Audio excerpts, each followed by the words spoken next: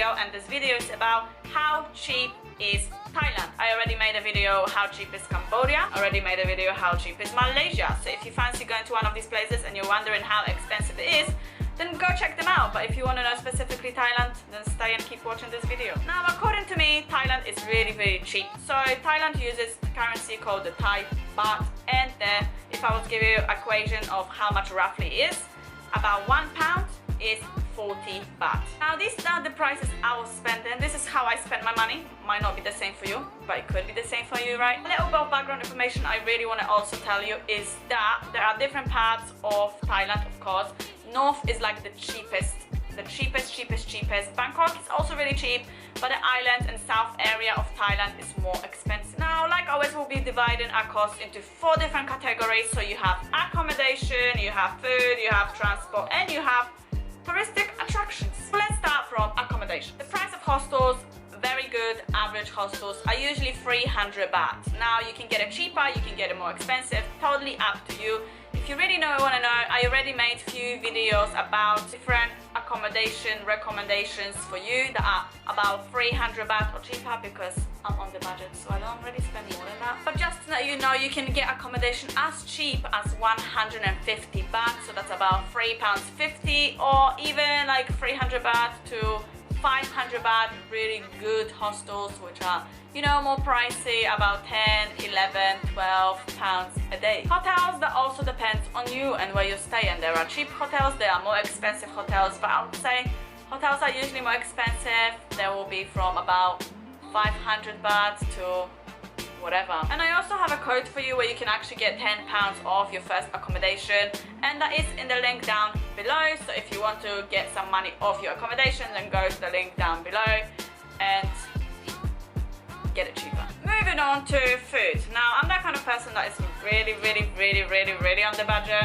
so I eat street food, and I just try to find basically the cheapest food I can, but also really good food. And the street food is like amazing in Thailand. Like, you will get probably the best food from the street. And street food can be as cheap as 40 to 60 baht, so that's like £1, £1.50, so this is really cheap. And I would really recommend trying street food because it's just really delicious. And although sometimes it might look a bit dirty, it's actually not. The hygiene is really good. I never had any food poisoning from any street food before. And then you have obviously alcohol, which a lot of us drink these days. Beer can be about 50, 60 baht, and then you have cocktails, which are about 100 to 200 baht. And then restaurant food can obviously vary in prices, but I find restaurant food to be from about 100 baht up. Moving on to transport. Train from Bangkok to Chiang Mai, night train, overnight train, which I already took before, and you really want to know what it's like, make sure you go check out my video, because it's an amazing experience. I would really recommend it to anybody. And I paid about 800 baht for standard second class with a bed where you sleep inside. But if you're taking short train journeys, for example, just to Ayutthaya or Lakburi, you'll be paying really cheap as well, about 40 baht to 80, 100 baht. Now, in Bangkok, if you want to get around, you really have to negotiate, like for real. If you're one of those people who don't really want to try to explore, don't really want to get lost, and you just want to take an easy option out, you're probably going to be going for taxis. Now, taxis are full of scams, and if you're willing to pay 300 baht and you believe that's cheap, then go for it. But if you really want to be a normal person and pay as little as possible, then taxis should put the meters on.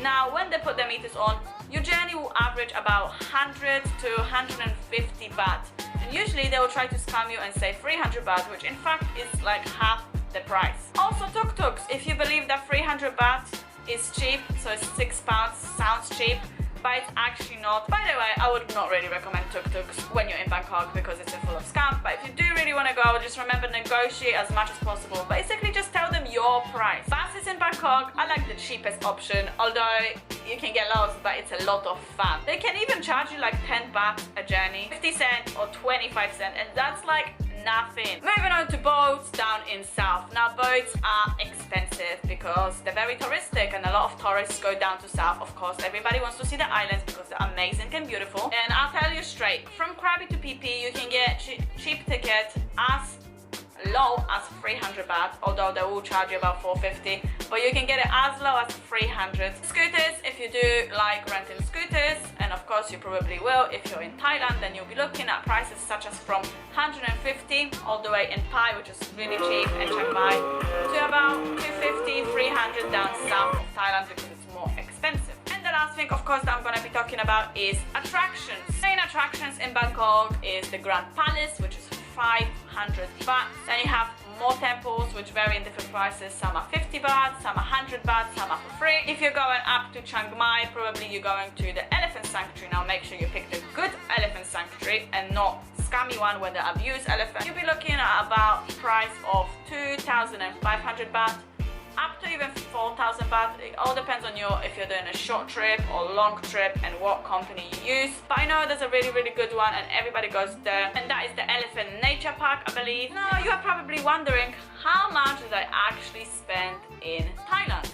And here is kind of an average amount I have spent. 500 pounds. 500 pounds I always budget myself every month, and I actually budget myself about 10 pounds a day. 10 pounds a day. What I would get for that is a hostel room, so I would make sure my hostel is about $4 to $5, and the rest would be for whatever I want to do. Usually it will be for food, but at the time where I wouldn't really do much during the day, or maybe I would walk somewhere, not use transport, or see attractions that are for free. So I still get to spend an amazing day, but just cheaper.